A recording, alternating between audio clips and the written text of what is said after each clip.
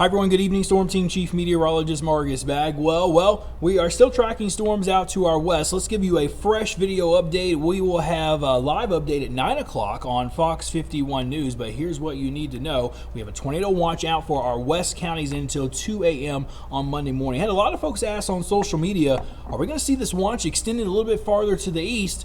And I would anticipate at least some watch being very likely for areas north of Highway 79 and maybe more likely north of Interstate 20. So we're going to have to keep an eye on that.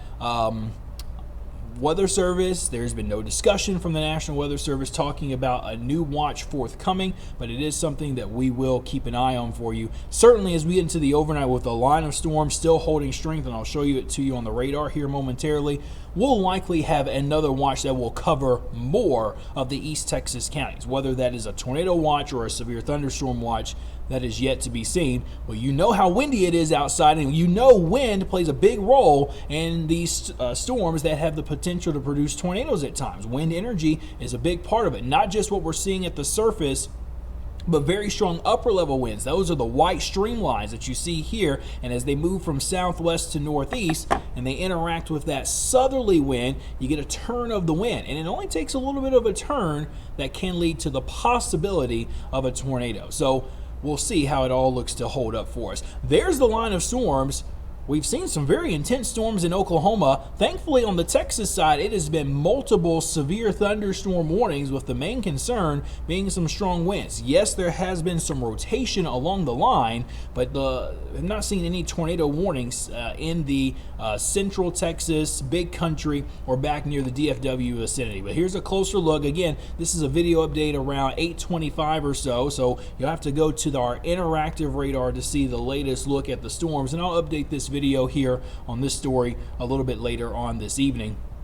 But you can notice here how the line is continuing to progress off to the east. Again, I want to give you a look at what our FUTURECAST model says. This is going to be our KETK model, so let me just type this in real quick, and we'll walk through it together. This will be the same model that you would see on our Storm Team app. So there's 9 o'clock, so storms moving into the Metroplex. Okay, let me get an estimate on how fast these storms are moving. Let's see. Yeah, moving east, I figured about 40 to 50 miles an hour. So it's going to be moving quick. There's 10 o'clock. Here's 11 o'clock. Okay, storm starting to enter into our west counties by 11 o'clock.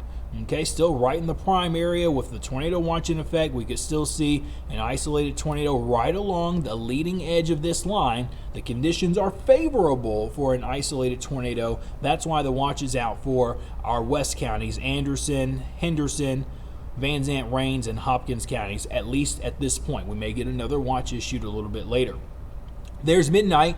Storms are still pretty impressive as they move through. When you get a line like this, main concern is damaging wind gusts. That's our top threat here, but the possibility of a tornado or two cannot be ruled out, along with some hail too. Cannot discount that either. The line of storms moving into deep East Texas, it looks like the intensity will probably be a bit more than what we're seeing here on our in-house computer model. Just keep that in mind, but everybody with a likely chance to see some rain and thunderstorms and gusty winds through the overnight and early morning hours. And by 7 a.m., notice how all of this is pulled out, and we're done.